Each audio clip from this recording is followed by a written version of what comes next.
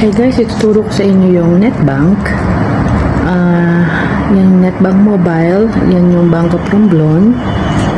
So, kasi maganda siya compare sa ibang bangko na paggagamitin yung QR code, which is for example yan.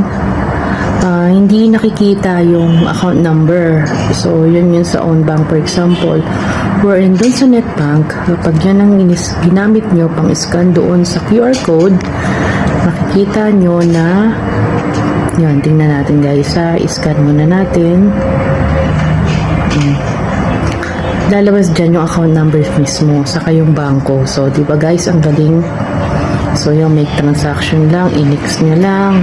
Yan, arrive nyo na yung amount. So, ganun lang kadali guys. Diba, ang ganda ng Netbank. So, yan apps ng Netbank.